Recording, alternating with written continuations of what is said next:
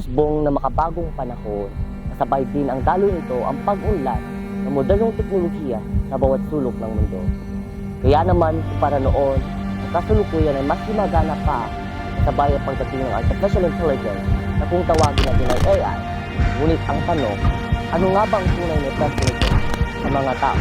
Hi, I'm Lucia Gramonte. I'm from De La Salle. My name is Tonica Julaine Kulat, Baguio Central University.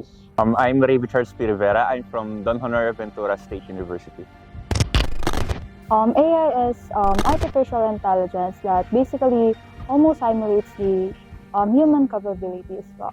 AI is something that the advanced technology has provided us that enables students to be more effective and productive in different aspects, such in schools and even outside the institution.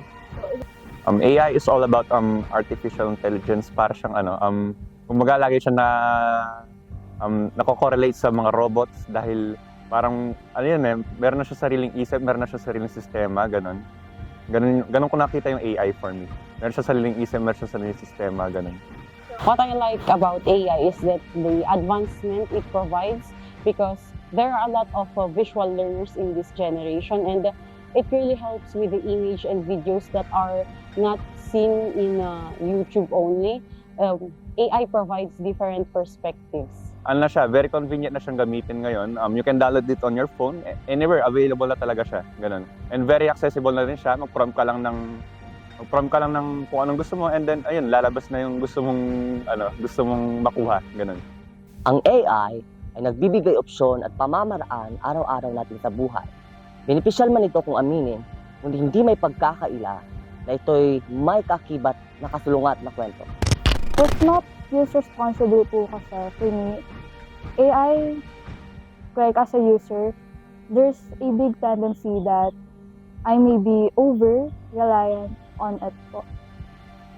Pero probably, I wouldn't be naman po since I know how to be responsible naman po in using it. The part of AI that scares me the most is that when students rely on this too much, or for example, in school, pinapalitan niya na yung mga teachers, and the students are relying too much to it na they do not use their own skills, their minds, but then AI is there, so they just run to AI and click it there. Use of technology with fake news and misinformation, I think there's a need for us to insist the term accountability to the new generation of campus journalists, because I firmly believe that the new set of campus journalists is the hope of our motherland or hope of our country. And years from now, you will be the one leading us. And if we were able to instill to the minds and to the heart and to the soul of the campus journalist accountability, I think it will be an opportunity for us to pass on the torch to the next generation. Balik ko sa iyong tanong, kaibigan ba ito o kaaway?